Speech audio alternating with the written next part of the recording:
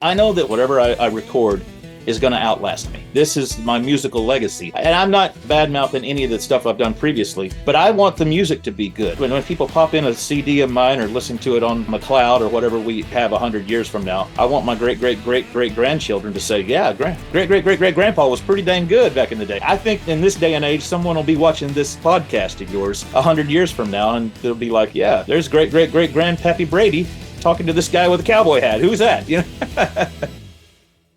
For people that are really into music, right? You have like you're the casual people that that whatever just comes out of Nashville, whatever comes out of Los Angeles and New York, that's on the radio, the what I call kind of the music you're force fed. There's that, but then there's the regular singer-songwriter guy that can just, all he needs is a guitar and a notepad, and he makes something that is historical, right? Well, it seems like that for a long time, there has been kind of a battle there where the singer-songwriter music really has to fight to get out. But then the overproduced music that maybe doesn't have as much talent in it, but it has a lot more Vegas lights, as it goes through the production process, it gets out to the public. What do you see like right now? There seems to be a little bit more of a return in country music now to where the singer-songwriter is starting to get seen again. Are you feeling that? Do you see we see some more some more I don't want to call it classic country, but it kind of is. Do you see more of this coming to the surface now? I think so. I think people can only deal with so much cotton candy, and they eventually want a steak. They want something that's real, something that's hearty. And so the people are going back to, in Oklahoma, we have this thing called red dirt music. And in Texas, y'all call it Texas music. But it's a more raw, less produced product. And it sounds more like you're in a Texas honky tonk or an Oklahoma dance hall. And I've got a cousin who him and his band just got inducted into the Oklahoma Music Hall of Fame. My cousin Grant plays for a band called Jason Boland and the Stragglers, and those guys have been doing it since the late '80s, early '90s. They've been putting out self-produced records, and no, they're not slick and they're not polished like what comes out of Nashville, but they're raw and they'll sing about anything. They redid a song that's about cockfighting. Roosters, and it's the Gallo de Cielo. Gallo de Cielo. Yeah, you know the song. So claro que sí, compadre. Yeah. Was it Joe Ely cover? Joe Ely did a cover. Joe Ely. I think Joe Ely wrote it, if I'm not mistaken. Yeah, and my cousin's band, Jason Boland and the Stragglers, they got a real cool dance hall kind of version of it. It's got a lot of punches in it, and but it's one of their most popular songs right now among their fans, and so. You could never record a song about cockfighting in country music in Nashville. You just couldn't do it. The general public would lose their damn minds. They just couldn't digest something like that. But red dirt music, they don't care. So I think, to answer your question, people are hungry for something that's a little bit more raw, that's just got a little bit more substance to it, and not just talking about a pair of cut off jeans sitting on the tailgate of a pickup truck drinking a beer. And, I sure would like to get with that. It's just, I had a songwriter buddy in Nashville tell me when this whole thing first started, we called it bro country back in the 90s. These days, I don't know if they got a name for it, but a lot of it is just god awful, just terrible. There's still some good country music left on the radio, but you got to listen for a while to hear a good one. But a buddy of mine in Nashville said that country music has become 3 beer commercials strung together. So, that's pretty much what it is. But we got some saviors out there. We got some guys that are writing and recording real country music. Guys like Riley Green and Zach Top. I like Luke Bryan. Luke Combs. No offense, Luke Bryan, but Luke Combs is one of my favorites these days as well. I'm always a supporter of country music, and I'm always a supporter of growth, whether it be country, pop, rock, hip hop, whatever. Music is not any genre of music. You take a look at today's country, rock, pop, hip hop, whatever, and then rewind 20 years, it's not going to be the same. It's going to go through some growth periods. And sometimes that growth is good and sometimes it's not so good. I mean, even Merle Haggard probably recorded some bad songs. We don't hear them because they don't end up on, on those greatest hits albums. But he probably recorded some bad songs back in the day too. Yeah, so I had the privilege. I saw Merle Haggard 3 times, and I saw him 2 times at Southern Junction in Texas, which is a small venue, and you can get a table right up against the stage. And cool. It looks like an old honky tonk where it needs to have chicken wire in front of the stage. And then I saw him at Bass Hall in Fort Worth, and it was really interesting because 2 times he was trying to get sober, okay, later in life, and then 1 time he just said F it, and he was drinking out of a whiskey bottle, and the time that he was drunk, I guess he needed to grease the gears, but he was amazing. The notes that he was hitting and being right up against the stage, you could hear it around the microphone because the speakers weren't right. Like, you could hear him through the speakers. It was one of the most amazing vocal performances that I ever seen. But when he was sober, he was struggling, man. He was... It's so funny. It's so funny you would say that. My dad used to tell the exact same story about the time he rode a train from eastern Oklahoma to Wichita, Kansas to see the original Hank Williams Sr. perform.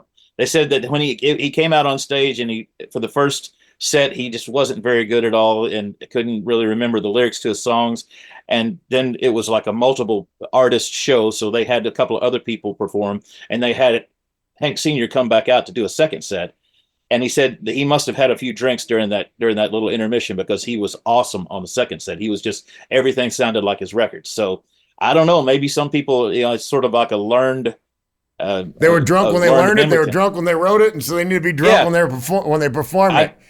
I guess you're right. You got to be a little tipsy to be able to pull it off the way you did when you wrote it and first recorded it. So hey, when you were growing up, so first of all, you had the 70s and the 80s and even the 90s when the giants were walking the earth. You had Hank Williams Jr., you had Merle Haggard, Conway, Twitty, unbelievable artists. Who were your motivations? Who were your inspiration? I liked Haggard, obviously. I'm a huge Haggard fan. I know just about every Merle Haggard song ever written, or the ones that I've heard anyway. And again, one of the things I loved about Merle Haggard was not only was he a great singer, and it was like he was incapable of singing a bad note, but he could also play guitar, and he played great fiddle, and is a great songwriter, and then eventually a producer, and just an overall artist. Then there's people like Roger Miller, same story, great singer, songwriter, and guitar and fiddle player. So I mean, these are the kind of people that I would emulate and try to be like. You mentioned Conway Twitty. I loved Conway. I thought he recorded some of the coolest vocal performances that I ever heard. I thought he was just a great singer. He could get all low and raspy and then sing up at the top of his range and just powerhouse it. Gosh, who else was there's so many. Johnny Cash. I was a big Johnny Cash fan growing up, mostly because of the guitar sound on his records. Luther Perkins was his guitar player.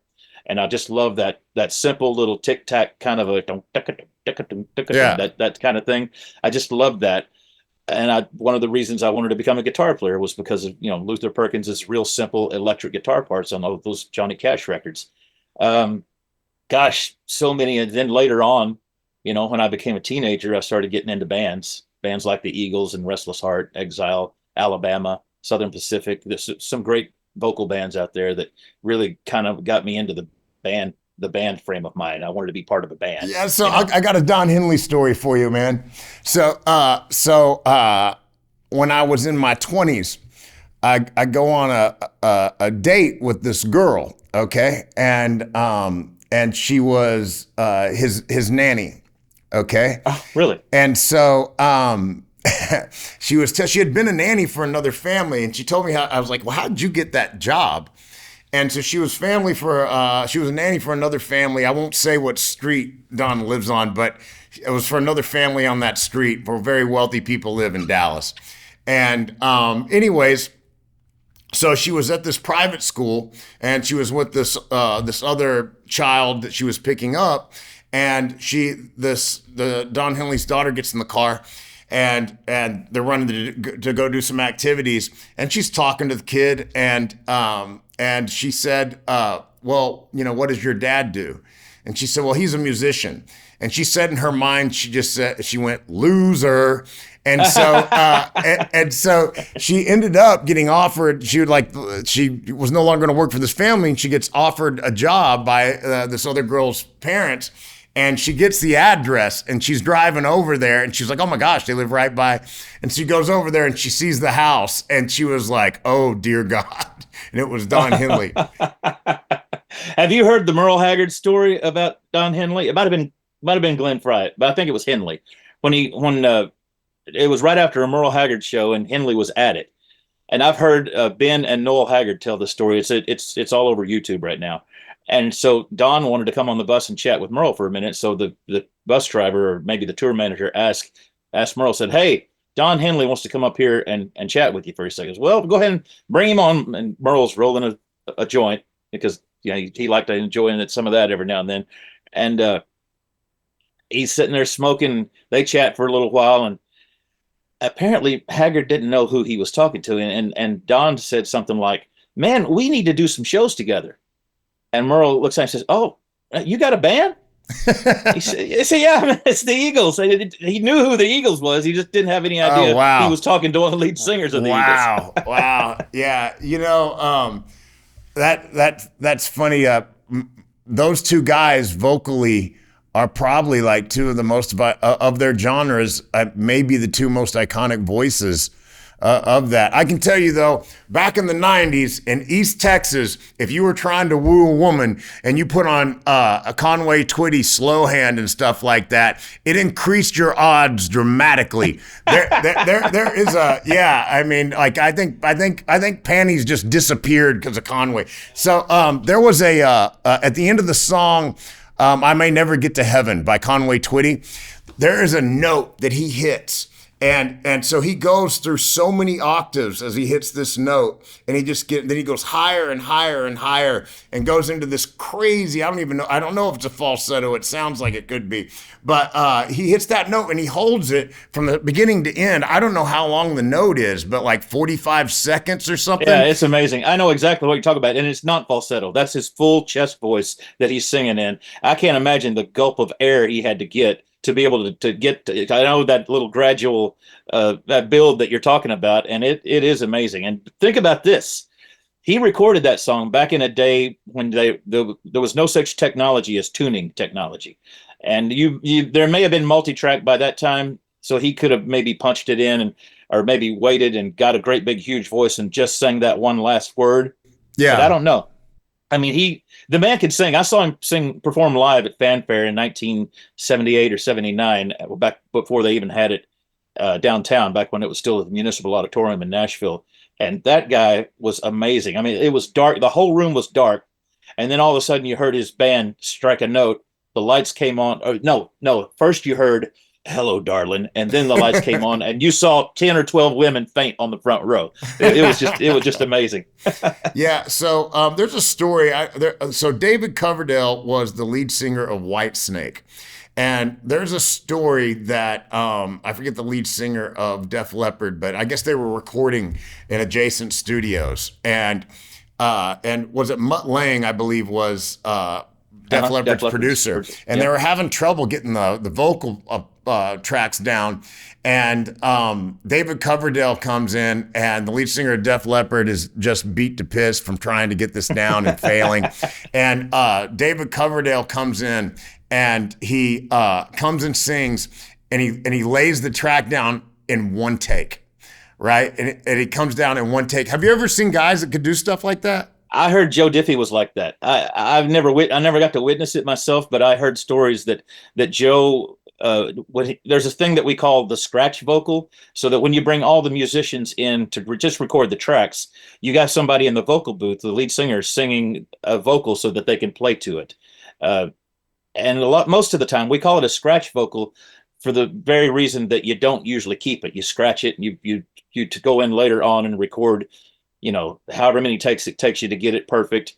And then, there's a process that you go through they're called comping the vocal, that they would take, the best first line from 5 different takes, and then the best second line from 5 different takes, and they would compile that over to a different track. But Diffie, from what I understand, several people have told me that we're in the studio with him, his scratch vocal was usually good enough to keep as the final vocal without any type of manipulation whatsoever. They would just usually keep the scratch vocal. Wow. And I think that's pretty cool. I mean, there's those one take guys out there. I'm not one of them. I usually, and I'm my own worst critic. You can sing, brother. You can sing. Oh, well, thank you. But I'll usually say, like, okay, the second syllable of that word right there, it's just a tad bit flat. Can we go in and just sing that whole line again, just to get that second syllable of that one word? That sort of thing for me. I'm very picky about that sort of thing. Can you produce yourself? I am right now. Yeah, I'm doing a self-produced album, the Oklahoma project I was telling you about. I'm working on that. Although I do like co-producing. I'm working with a guy named Zach Swan. He's one of the Swan brothers. I'm not sure if you're familiar with those guys. They were on The Voice years ago. They were one of Blake's teams. This is 10, 15 years ago. But they've had some hits on country radio, and they're from Oklahoma. They're from Muskogee. They both live in Nashville now. But Zach is an amazing producer. I did a guest vocal on one of their albums a few years ago, and I just love the way he produces. And I need someone to rein me in. I'm one of those guys that's like, oh man, let me take that guitar part again. I'm not crazy about the way I played that, and then I'll play something completely different. And he's like, well, I like what you did right here on this section first, so I need somebody to kind of hold me back or just push me into accepting something that's good. I never do think anything I do is good enough, honestly. Well, I mean, I don't know how long you've been a professional musician, but it's around over 30 years, right? So Yes. What motivates you? I mean, you've been going this long, you've had a lot of success. What motivates you to keep going? I guess for me, I know that whatever I lay down on tape these days, whatever I record is going to outlast me. And so that's the thing that motivates me. This is my musical legacy. So anything else that I record, and I'm not bad mouthing any of the stuff I've done previously, but we rushed through that first album. There's mistakes in the first album, and nobody cares. I mean, I care, but I listen to certain songs and I'm like, oh, that syllable was flat on that word, or I should have redone that guitar part. I'm not crazy about the tone of my guitar on this thing, but I still nitpick my old stuff to death, and I'll probably do that for the rest of my life. Everything I record now, 10 years from now, I'll be looking back and saying, I should have redone that. I should have,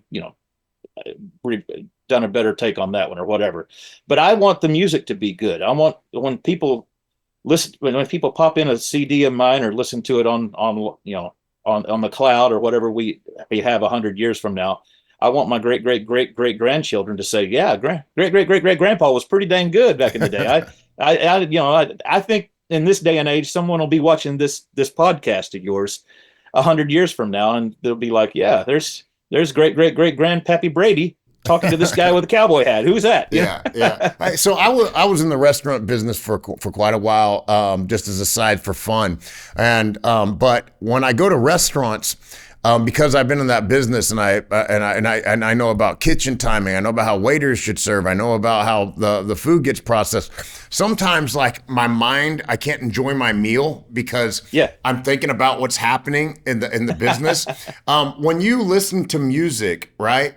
Can you sit and enjoy music, or are you hearing what's happening in the recording studio and the decision and hearing the decisions they made as you go through and you listen to it? Yes. And yes, I finally trained myself to enjoy what's recorded. I can go back and listen to my own recordings, and I told you I'll nitpick them to death, but I still enjoy, the way that I can kind of relive the whole creation process. There's a song that I was just listening to before I signed on with you. I was in the kitchen cooking breakfast earlier, and I was listening to one of my old songs called Sweet Tea, and even though I nitpicked it to death, I thought to myself, well, that should have been a minor lick instead of a major lick. That we recorded it 2 clicks too fast, blah, blah, blah. But there's certain things about it that I just really love, the way the vocals sound and the way my acoustic guitar sounded on that track. And so I can still enjoy the music, even though I tend to nitpick it to death. But yeah, I get what you're saying. I'm the same way at concerts. I'll go listen to somebody else and I'll be like, that guitar player is his third string's out of tune. He just need to tune between songs, man, or there'll be too much time between songs and nothing is happening. They're not talking to the audience or anything like that. I said, something should be happening right now. He should be talking to the audience. He just turned his back to the audience. Why did he do that? That sort of thing. So I'm one of those guys that tends to nitpick things, but I can still enjoy a concert. I can still enjoy for the good parts, but I can't turn it off. I can't turn that musician side and producer side of myself off. I thought it was so funny that during your show you have the older guy and you guys give him a hard time. And when he was performing his part, you were in the background. What was his name? The older guy, was it Larry? The one that got up on stage with us to sing a bass part? No. The guy you were telling, don't go into the light, stay away from the light. Oh. That's my steel guitar player, Uncle Larry. Yeah, Uncle Larry. Uncle Larry, don't go into the light, Larry. Stay away from the light. That was great. Thank you. He's such a good sport. He's the oldest one in the band. He's 10 years older than me. I'm 58. He's 68. And he's such a good sport. We make fun of him all the time because he's the patriarch of the band. And I tell people that just means he's real damn old, y'all. So, but yeah, he's a consummate musician. He's the one I was talking about earlier that plays so damn many instruments. He plays 5 different instruments and he sings a vocal part. And he's just so damn good. But he's a little older than the rest of us, so we tend to poke a little fun at him sometimes. Yeah. So, hey, what's next for you and Ricochet? What do you guys got going on? Is there anything you want people to know about? Well, they can, if they want to come see a live show like you did, and thank you for your endorsement of it, by the way. They can go online to check out our website. We keep our tour page pretty much up to date. It's ricochetonline.com. Don't forget the online part. We should have just gone with ricochet.com, but I think back in the 90s, the Mattel toy company had a toy called a Ricochet toy. Anyway, ricochetonline.com. Check out our tour schedule. I'm in the midst of working on this Oklahoma project, which I hope to have out sometime in the summer of next year. I've got 10 songs recorded. I'd like to go in and record 10 more so that I could do another double album. Our current CD, our current album, is available in both vinyl, CD, and of course downloadable if however you stream or download your music. It's on all of the digital network. There's a word for all of the digital service providers, the DSPs. So, just check out, it's called Ricochet Then and Now, the hits and more. And what we did, we went in and we re-recorded 6 of the old hits, like Daddy's Money and What Do I Know and Love Is Stronger Than Pride. We re-recorded those and kind of gave them a little sonic facelift. And then we recorded 10 brand new singles, brand new songs for our diehard fans that have all the other Ricochet albums. So we wanted to make sure this is a 16-song project. It's a double album, so you can get it on vinyl, CD, or you can download it. What about the song that you sang about the bull and the chute? That was I messed up on it. Something terrible. I had to start all over that day. Yeah, I haven't recorded that one yet. I'm saving that one. It's called The Bull, and I'm saving that one for another project of what I want to do. I grew up on a cattle ranch, and so I didn't just find the hat. I'm actually a real cowboy, but not a rodeo cowboy. I'm not a professional athlete. But I want to do nothing. I want to do an album that's just cowboy songs like The Bull, songs like, maybe even some of my favorite old cowboy songs like Marty Stewart stuff or. Well, Marty Robbins, really. Marty Robbins, Marty Robbins. Marty Robbins, like Big Iron, those kind of tunes. Oh, yeah, that's a great Big Iron. He wore Big Iron on his hip, and there's a great one about the great bronc rider Casey Tibbs called Cowboy in the Continental Suit. I'd love to redo that one. Marty Robbins had this thing about recording these songs that didn't have choruses, but they had like 27 verses. So you got to be really sober. And I don't know if I was ever sober long enough to learn one of those Marty Robbins songs. I was like, listen to El Paso and El Paso City. And like I said, Cowboy in the Continental Suit or Big Iron on His Hip, all of these great Marty Robbins songs told incredible stories. And that's the reason I had to stop that song, The Bull, the other night and start all over was because I went from the first verse to the third verse. I was about to skip the second. You can't skip over a verse in a story song. It screws up the whole story. So, I was a little embarrassed that night for attempting that one song. And not really getting through it. There was a purity to Marty Robbins that when it's really hard to capture that. And it's interesting that the way that he sang with the purity of his vocal instrument, it's it's kind of similar, like almost like John Denver in a way, but it added to the sincerity of the song in a way I don't think a lot of people have been able to accomplish. Oh, I agree. Again, another one of those people, I didn't mention him earlier, but we were talking about old country artists that I love their vocal performances, and that Marty Robbins was one of them. And here's another tidbit for you. Back in those days, this was before the advent of multi-track recording.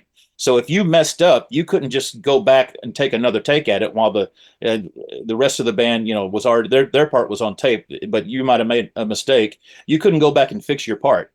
What you're listening to when you hear a Marty Robbins record or anything recorded back in that time period, you're listening to one performance. The band, all of the vocalists, not just the lead vocalist, but the background vocalist as well. And he used to use the Glazer brothers as his background vocalist. Just great, great harmonies on all those records. But that's one performance. That's from the start to the finish of the song, as if you were live watching it happen. And so when they would get that, if anybody had any confessions to make, like the guitar player, well, I missed the second chord on that third verse. Can we all go back and do it again so I can fix that? Wow. It was, that's how it had. That's how it you had to be be done a damn good musician to get that down. And great singers as well. Great singers, great musicians, all of that. And they would rehearse. Yeah, they might rehearse the same song all day long, and then take after take after take until they got it what they felt like was a good performance, everyone's performance, and that was the record. That was it. Well, hey, I would encourage everybody to go see Heath and Ricochet. I really, really enjoyed it the other day. Thank you so much for your contributions to music,